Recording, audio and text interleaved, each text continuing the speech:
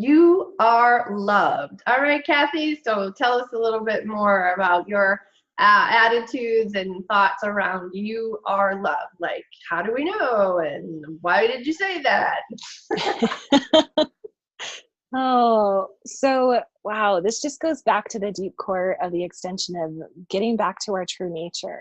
Yeah. If we realize that all of the beliefs that we aren't loved or that we don't deserve it or nobody could ever possibly, because look at all the experiences that prove that, right? Because how I see life through these colored lenses has been one that believes that I'm not worthy of that. And so when we remove those lenses and we get back to who we really are, we realize that everyone is worthy and deserving of love, and not to like make that not special, I guess, and by generalizing, but we all come from that source of love. We're an extension of that. And so I love when, okay, so have you ever had that moment when you probably don't, you do this yourself, but when you really take that moment to breathe deep and you tune into your heart and you close your eyes and you're in that space of really listening to your heart.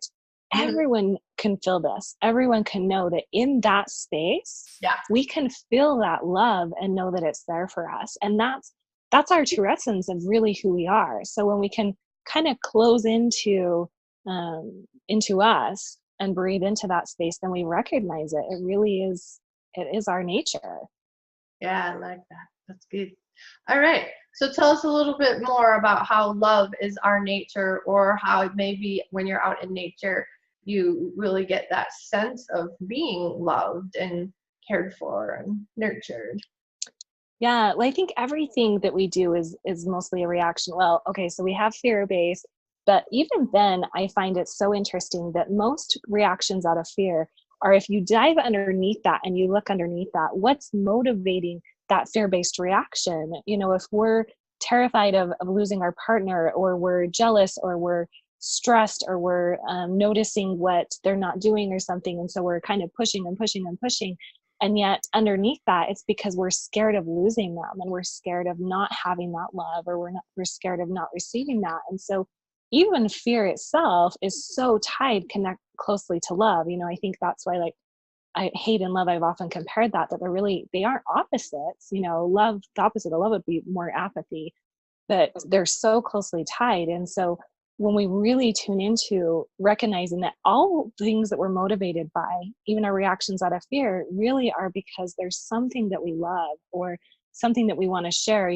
We especially empaths, or and even so many people, everyone has the capacity to love. And so because it's who we are. And so whether it's your child or your family or work, or whatever it is that you're doing, that a lot of that is we do things out of, because we love them, even if it's stress. So it really is, it's just who we are. But we get those wires confused because we go back into those old limiting beliefs of, okay, well, they're going to lose me, or they're going to leave me, or they don't care, or they don't love me. Everything is based off of, will they love me, will they accept me, or can I show love, and are they receiving that love? We have such a desire for other people to feel the love that we share with them.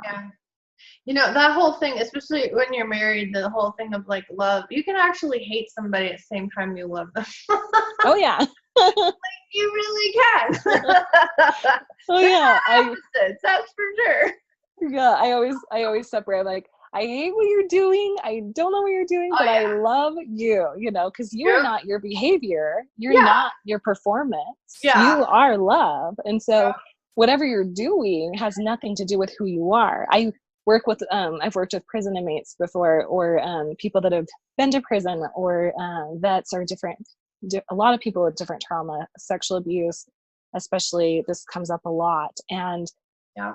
they, when they come from that space of feeling like they have to prove their love, or have to earn it, or deserve it, Right. there's that deep belief that they can't, or they have to do so much in order to get such a little return. And because they've forgotten, they've tied their performance and what they do to Yeah. who they are, and they're not the same. A lot of times I'm raised by narcissists. So that goes hand in hand.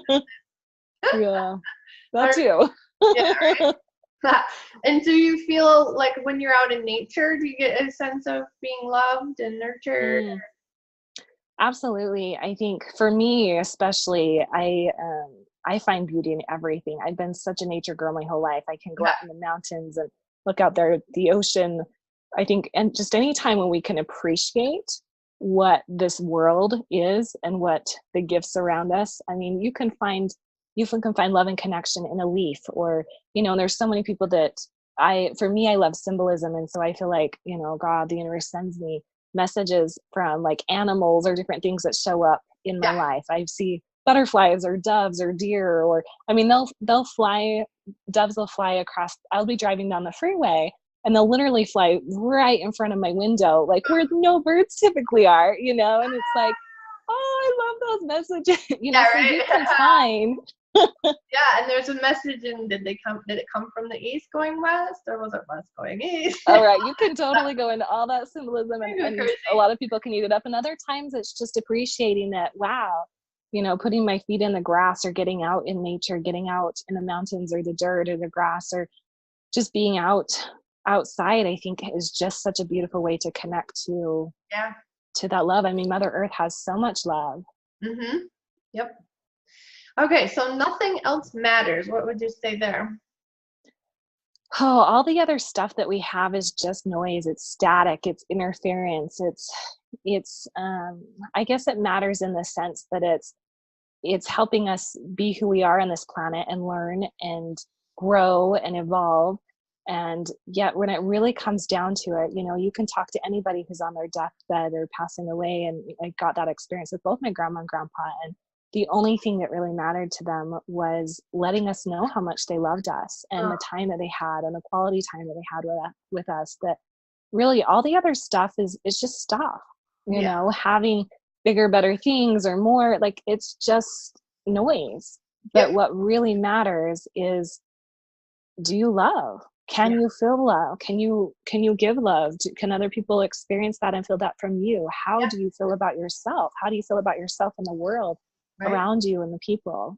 Yeah. Can you allow others to love you? Are you able to receive the love others give you? Are you able to receive love for yourself? And are you able to, embody it, which means like really live and breathe from that place, because then all of your actions prove that you have embodied it, right? Exactly. And that when it comes down to everything, that everyone ultimately wants to feel that. Everyone wants to feel loved. Everyone wants to feel that they're accepted, and that is the biggest emotion that everybody seeks. Right? I love it. All right. Thank you so much, Kathy. Yeah, you're welcome. Thank you. Bye bye. Bye.